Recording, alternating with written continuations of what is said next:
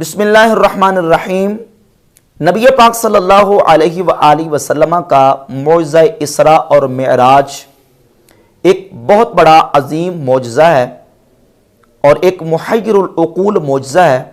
جس کو اللہ رب العزت نے قرآن مجید فرقان حمید میں ذکر فرمایا اسراء کو، اور نبی پاک علیہ السلام نے معراج کو احادیث پاک میں ذکر فرمایا۔ نبی کریم علیہ السلام کے کثیر صحابہ اکرام علیہم رضوان اس معجزہ معراج کے راوی ہیں، اور رسول اللہ صلی اللہ علیہ وآلہ وسلم کے اس عظیم معجزہ کو ائمہ محدثین نے فضائل اور سیرت اور تاریخ کی کتابوں کے اندر باقاعدہ چیپٹرز اور ابواب قائم کر کے ذکر کیا، اور بحمد تعالیٰ اہل ایمان کا یہ تعامل ہے اور یہ عمل چلا آ رہا ہے کہ محافل اور مجالس کا اہتمام کر کے نبی پاک علیہ السلام کے اس عظیم معجزہ کا اسراء اور معراج کا ذکر کیا جاتا ہے، اور رسول اللہ صلی اللہ علیہ وآلہ وسلم کی عظمتوں اور شانوں کا اظہار کیا جاتا ہے۔ بحمد تعالیٰ مسلمانوں کا یہ تعامل چلا آ رہا ہے، اور بالخصوص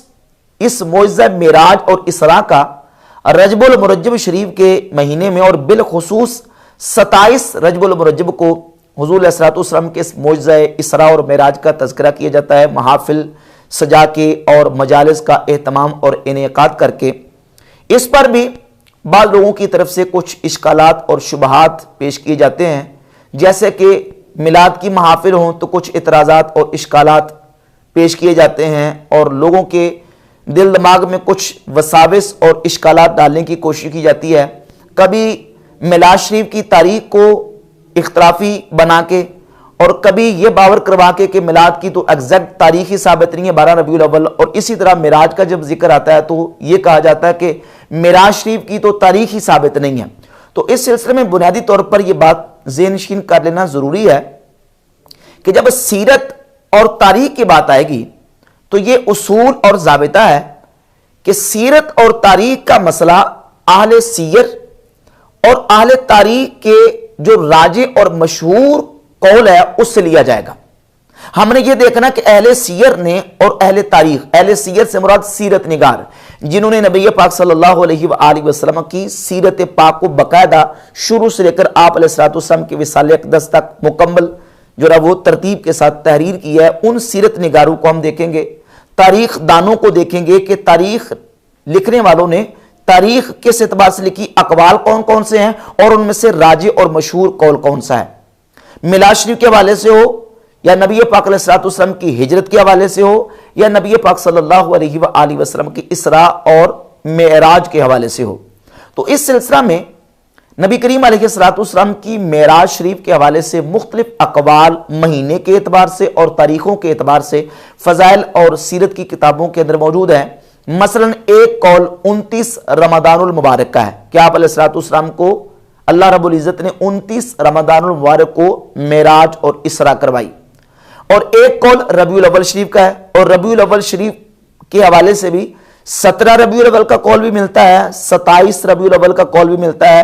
شوال المکرم کا مہینہ یہ بھی ایک قول ہے، ذوالحجہ کا مہینہ یہ بھی ایک قول ہے، اور ایک قول ہے کہ آپ صلی اللہ علیہ وآلہ وسلم کو اللہ رب العزت نے 27 رجب المرجب کو اسراء اور معراج کروائی۔ یہ تمام اقوال موجود ہیں۔ اب یہ نہیں ہوتا کہ اقوال مختلف آ گئے تو ہم نے کسی قول کو ایکسپٹ نہیں کرنا اور کسی کو نہیں لینا۔ دیکھنا یہ ہوتا ہے کہ مشہور قول کون سا ہے،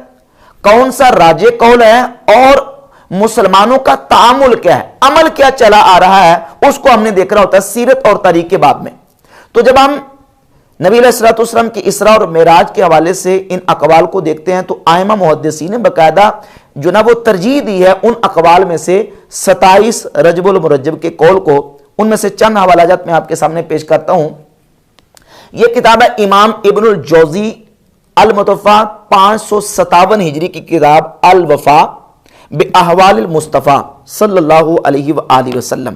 یہ مترجم ہے، صفحہ نمبر 268 پہ امام ابن الجوزی فرماتے ہیں، مگر میں یعنی ابن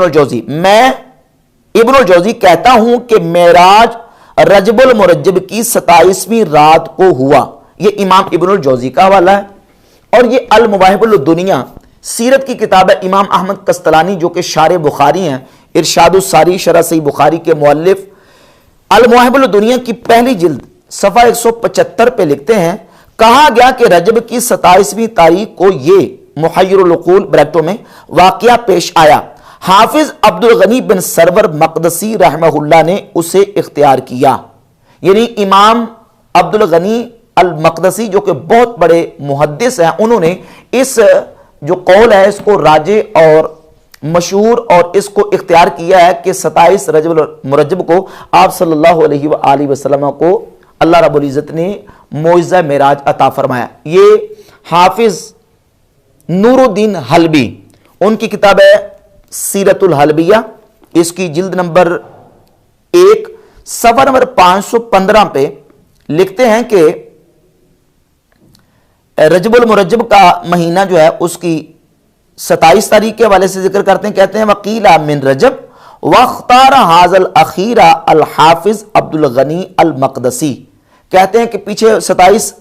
का जिक्र करते आ रहे थे कि 27 रबीउल आखिर और 27 रजब, और कहते हैं इसी 27 रजबुल मुरज्जब के कौल को इख्तियार किया हाफिज अब्दुल गनी अल मक़दसी ने। व अलैहि अमलुन नास,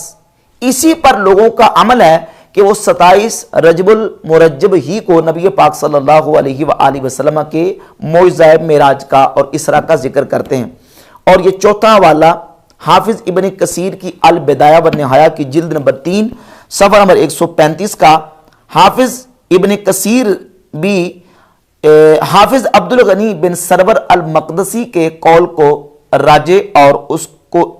जिक्र करते हैं कि उन्होंने इसी कौल को इख्तियार किया है कि 27 रजबुल मुरज्जब को आप सल्लल्लाहु अलैहि वसल्लम को इसरा और मेराज के मौइज़ा से मुशर्रफ फरमाया गया। तो ये बिहम्दिल्लाह तारीख के हवाले से जो उलमा और मुहद्दिसीन की किताबें हैं उनके अंदर ये तारीख मौजूद है कि 27 रजबुल मुरज्जब को आप सल्लल्लाहु अलैहि वसल्लम को मेराज करवाई गई।